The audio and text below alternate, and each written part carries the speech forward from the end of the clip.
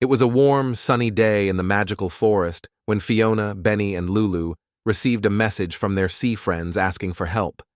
The glowfish, the magical fish that light up Crystal Cove, had disappeared, and the sea was growing darker with each passing day.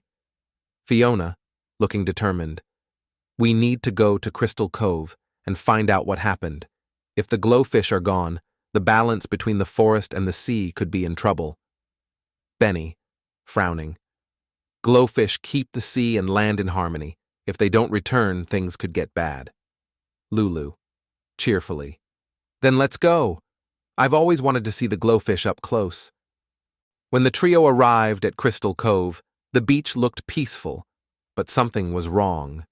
The usually glowing water was dim, and the tides were gentle and still. Normally, the sea would sparkle with light from the glowfish, but today the water was quiet and dark. Fiona, frowning, "The glowfish are definitely missing. We need to figure out where they've gone." Lulu, hopping along the shore, "Maybe they're just hiding, or maybe they went on vacation." Benny, seriously, "Glowfish never leave the cove. They protect the sea and the forest. Something must have scared them away." The trio searched the beach for clues, following a faint trail of glowing light leading them to an underwater cave. There, they met Pearl, a wise old turtle who had lived in the ocean for centuries. She floated calmly at the entrance of the cave, her shell shimmering with faint light. Pearl, softly, "The glowfish have gone into hiding. Something is wrong with the Moonlit Coral Reef, the heart of their light. Without it, the glowfish can't glow, and the sea will lose its magic." Fiona nods. "We'll help. How do we find the Moonlit Coral?" Pearl, pointing, "Follow the reef down into the deep. Be careful, though. The Shadow Eels have taken over the reef, and they don't want anyone near it." Benny, frowning, "Shadow Eels? That doesn't sound good." Lulu, cheerfully, "It'll be fun. Let's go." The trio followed the trail of glowing coral down into the depths of the sea, where the once bright moonlit coral reef was now dim and overgrown with dark seaweed. The shadow eels slithered through the coral, wrapping their long, dark bodies around the glowing plants, dimming their light.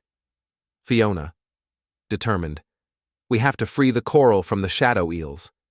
Benny, worried, "But how?" The eels look dangerous. Lulu, grinning, "I've got an idea." Lulu had noticed that the shadow eels were attracted to the light. She gathered some small, glowing shells from the seabed and began bouncing them in the water. The eels, drawn to the glow, followed the shells away from the coral. Fiona, grinning, "Great idea, Lulu." With the eels distracted, Benny and Fiona swam down to the coral and gently untangled the seaweed, freeing the moonlit coral. As they worked, the coral began to glow brighter and brighter, and soon the entire reef was illuminated with magical light once again. Back on the beach, the trio watched as the glowfish returned to Crystal Cove, their lights shining brightly in the water once more.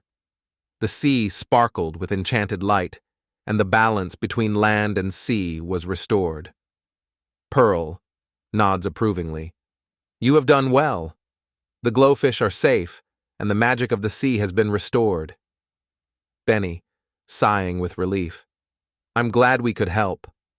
Lulu, cheerfully, "That was fun. I bet the glowfish are happy now." Fiona, grinning, "Whenever there's a mystery to solve, we can always count on each other." As the glowfish danced in the waves, the trio smiled, knowing they had once again protected the magical balance of the forest and the sea. And with the glowfish safely home, they set off for their next adventure. This story teaches children the importance of cooperation and creative problem-solving. Sometimes, when things seem dark, all it takes is a clever idea and a little teamwork to bring the light back.